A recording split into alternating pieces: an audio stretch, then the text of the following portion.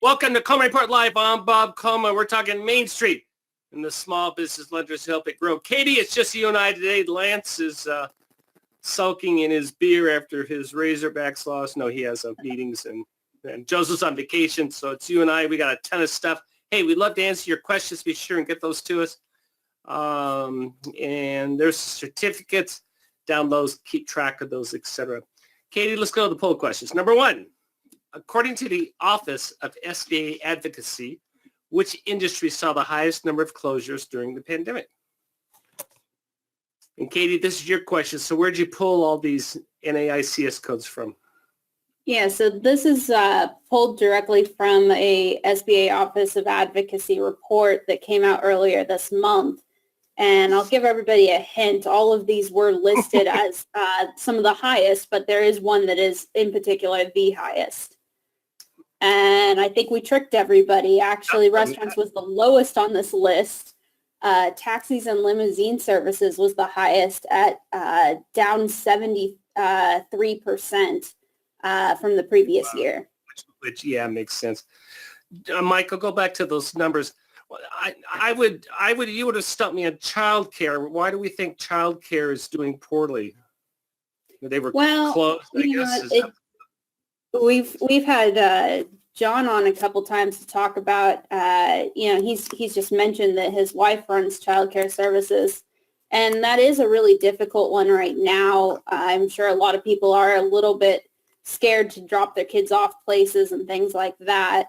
Of course, if you work outside of the home, you're definitely going to need something like that. So it does surprise me a little bit that that's on this list, but not too much. Katie, you just gave away John's undisclosed location. I hope you're happy. He's he's in the second floor of his wife's childcare center. So I won't tell him if you don't tell him. Number two, if the selling business has a PPP loan, first or second draw, we'll expand it. Can the loan be assumed by the borrower? This is obviously a business acquisition loan, a change of ownership loan.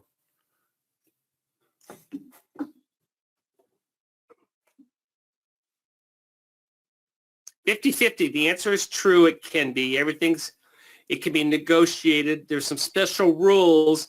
The one rule is if it can be assumed by the borrower, it needs SBA's approval, or the seller can retain it. If the seller retains it, they need to escrow an amount in case it isn't forgiven. But it's a free market transaction, and what happens, the consensus is the seller retains that, they get forgiveness, and then it's off the books. So don't be scared of those. But there are specific rules, and they constantly, I shouldn't say they're constantly changing, but they're becoming more refined. How's that, Katie? Yeah, they definitely are. And this is a question we've had a couple times on PPP Answer Desk and a couple times here on the show as well. So it's nice to have a little bit more clarity on this. I know some people are a little scared of them, but it is possible to do. Yeah, and it can be retained by the borrower. It can be assumed by the seller. If it's retained by the borrower, there's specific rules on what SBA needs to approve. So just go through those when you have that particular situation. But it is not something to shy away from or hold up a transaction for. Finally, can you refinance a 504 loan when the payments are delinquent?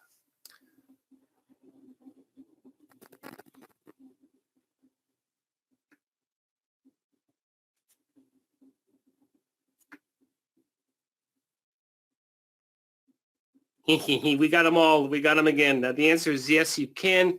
Katie, our friends at SBA sent out a notice dated yesterday. And what are they saying?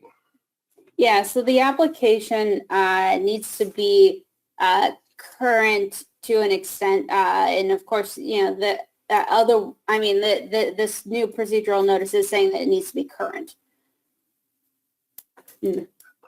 No, they don't have to be. They don't have to be current if they are due not less for 1 year before the date of the application. So the answer is they don't have to be current for that. But otherwise current, yes. Yeah.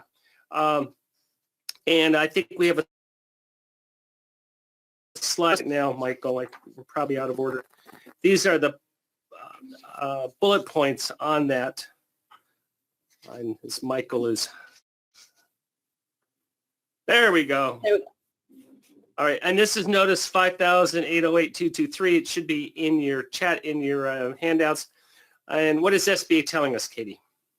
Yeah, so for an application for debt refinancing that involves a loan that was granted a deferment in the 12-month period prior to the date of the application was submitted, it must be processed for a non-delegated basis through the Sacramento Loan Processing Center.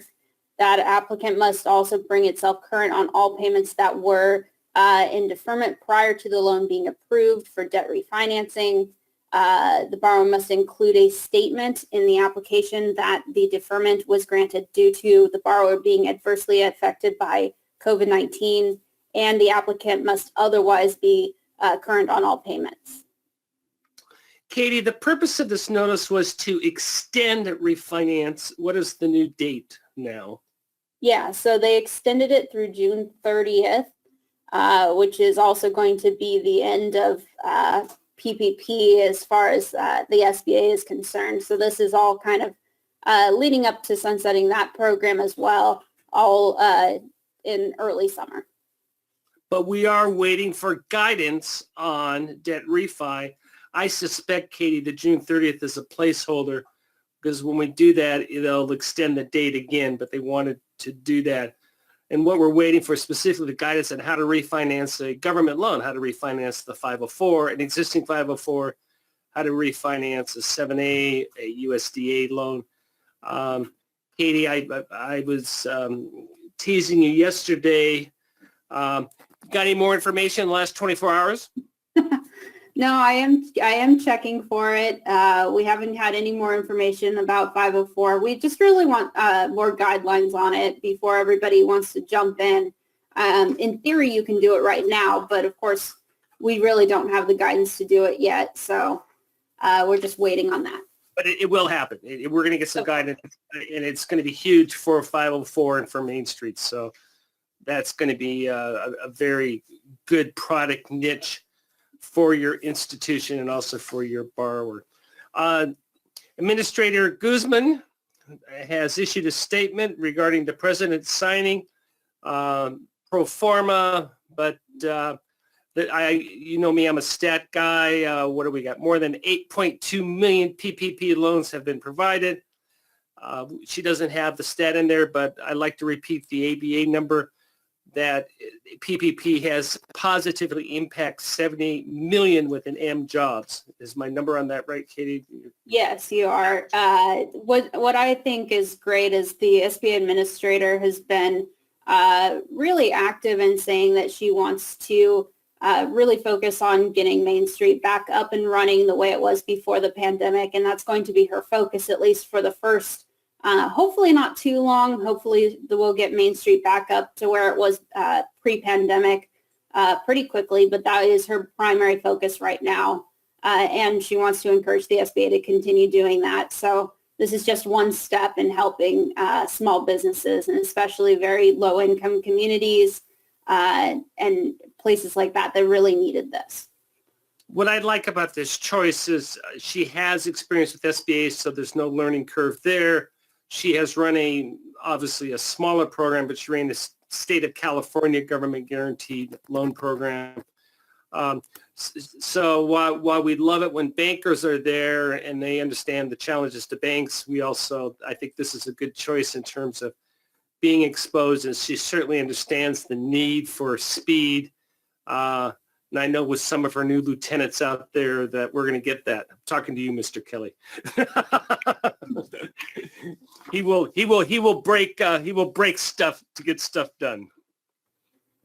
So yeah, I think she's a great pick for this, and I think she's going to do great for. It's really a difficult time to be starting as a new administrator, and she's definitely got a challenge ahead. But I think she's up for it.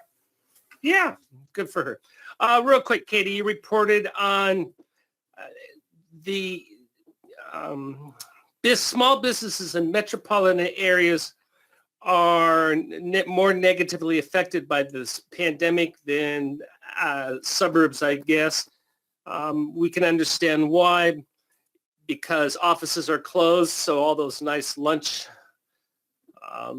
restaurants and the bagel shops, they're all suffering. We talked about taxis and limousines. I didn't realize that you said 73% of those poor people are out of business. That's terrible. And but tell us, give us some more stats on this. Yeah, so this is from the SBA Office of Advocacy's issue brief on COVID-19, and it's looking at the entire pandemic. As you can see from these stats, most of the really hardest hit time for most of these areas was back in April. So they are comparing most of them to April 2019, 2020. But it does look like that metropolitan areas were significantly more impacted than both rural and suburban areas.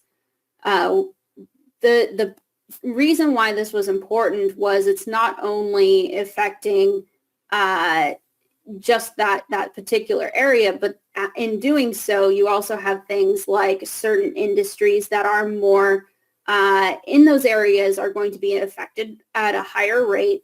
And they are also looking at how certain minority groups, especially Blacks and Asians, live in those areas and own more businesses in those areas. So it is making them have a more difficult time as well. So by impacting these metropolitan areas more, it affected a lot of other things as well. So what they're looking at is really pushing more aid to those areas to help small businesses in certain niche areas, certain types of businesses, as well as minority groups that have been hit hardest during the pandemic.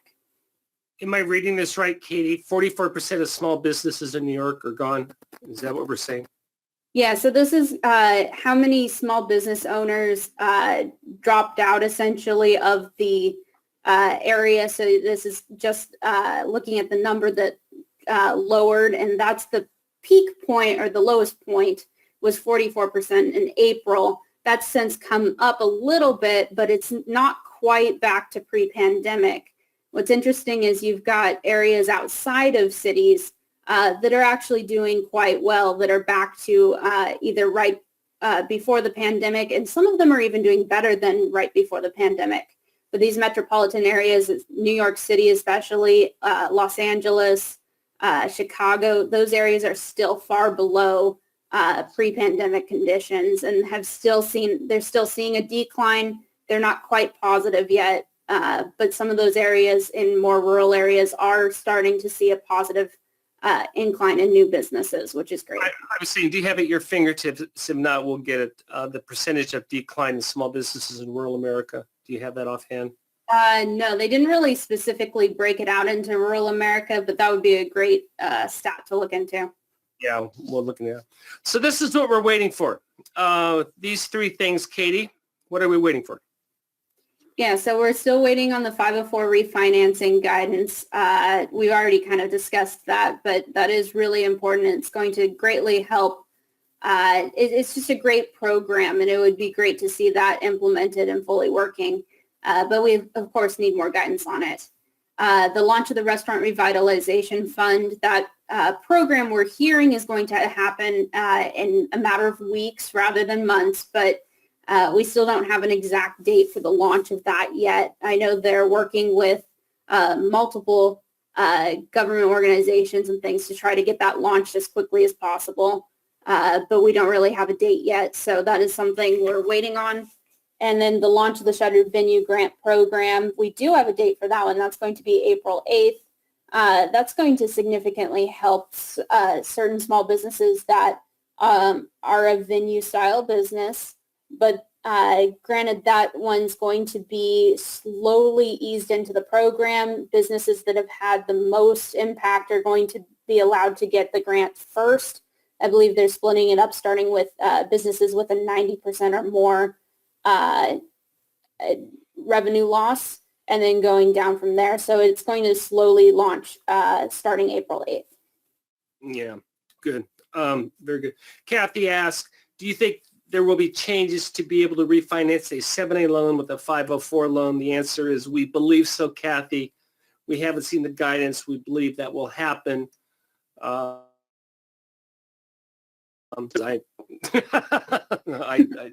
think that's what's going to happen. However, I've been known to be wrong in the past, so don't put any money on that one. We finalized our franchise and NICS reports, and as we've said, we have it. We've done it in a couple different formats to try to give an accurate picture of what is happening on that. For example, you can go back and see how restaurants performed for loans made in 2016. We know, and you can see what the loss rates are for that. Obviously, 2020, 2019, well, there's no losses there, and losses are lower because of the payments that have been made by the Treasury. So we went back, we did our traditional 10-year look back. We did 8 years. We did 2011 through 2018. Leaving off the 19 to 20 numbers because there's no losses there. And then we back on the top 25 by volume, both franchise and for NICS. You can go back and see the trend. I think 2016, 70% of those restaurants, 2000, well, I'm guessing. Michael, make a note. Let's put up the actual chart on the restaurants tomorrow, but they were definitely higher than they were in 2013. 2018, 2019. So you can go back and do that. That's what we have. Answer Desk is, we're rebranding that as SBA PPP Answer Desk, so take advantage of that. And there's our expert forum. Tomorrow we got John Riosty, American banker. Lance should be back. Katie, good job. You having fun? Yeah, well, it'd be great if we could get Lance back on, but... oh, no, you're fine. You did fine. You can tell Lance we talked about him. Very good. Oh, well, thank you all for joining us today for Coleman Report Live and for supporting America's Main Street, one entrepreneur at a time. Have a great day.